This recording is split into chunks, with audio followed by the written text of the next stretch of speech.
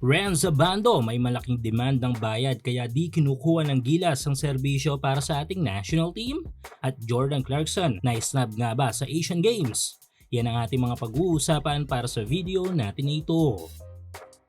So maliban sa second round ng World Cup Asian Qualifiers this month ay agad na magkakaroon ng iba yung hamon ng ating national team na Gilas Pilipinas. Ito nga ay sa 2026 Asian Games kung saan ay talaga namang malalakas sa mga opponent na ating makakaharap. This tournament ay mas maluwag ang mga rules sa mga players kaya malaya ang mga national team na magsalpak ng mga gusto nilang mga malalaro sa kanilang mga rosters. 2 to 3 imports or naturalized player ang pwede at yung mga ineligible players ng mga bansa na hindi pasok sa local sa FIBA ay pwede ring lumaro dito. Kaya naman alam na natin na hindi magiging madali ito para sa Gilas at tiyak na mostly sa mga magiging laban natin dito ay dadaan tayo sa butas ng karayom. Kaya naman isa ang susi ay ang magpalakas ng lineup at mag-feed ng mga malalakas na manlalaro. Suportahan ang iyong paboritong kupunan sa NBA, PBA, MPBL, FIBA at iba pang mga basketball league sa Asia. Para malaman ang mga available na promo at offers, gamitin lang ang promo code na PLAYW1X.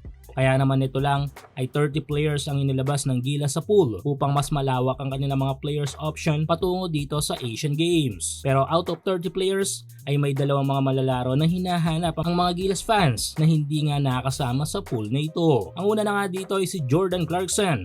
Yes, kahit pa nga pasok na pasok sana dito si Clarkson ay still hindi pa rin siya naidala ng Gilas para sana sa lineup natin sa Asian Games na ito. Good thing sana ang tandem nila ni Justin Brownlee. Hawks din sana sa NBA kasi nga off-season kaya walang magiging problema sa kanyang team ng New York Knicks. Dahil dito ay maraming mga fans ang Gilas ang napaisip na na-snub nga itong si JC.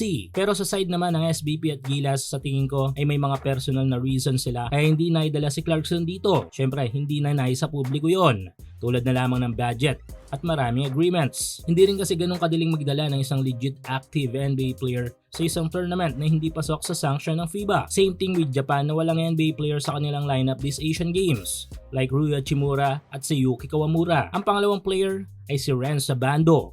Eto, mas madali sanang maidala sa lineup dahil nga nasa Korea lamang ito. Kaso hindi nga rin napabilang si Ren sa pool of players para sa Asian Games. At ang reason kung bakit ay may dalang clue ang kilalang sports journalist sa bansa na si Sir Snow Badwa. Clue na sasagot na rin sa tanong kung bakit wala na nga Bando sa Gilas since 2023. At ang clue na ito ay ang salitang The Moon Part 2. Sa mga sumusubaybay kay Sir Snow Badwa at sa lahat ng mga kaganapan sa ating local basketball scene ay tiyak na alam nyo ang meaning ng salitang ito. Nagsimula ang salitang ito noong kay Mikey Williams ng Converge nung di umano'y nagdemand ng malaking bayad sa TNT na naging dahilan ng kanilang pagkaka-partways ng tuluyan. At kalaunan nga ay ang mga salitang ito ay naisalin naman kay Abando at sa Gilas na naging dahilan kung bakit naman wala na tayong nakikitang Abando ngayon sa ating national team.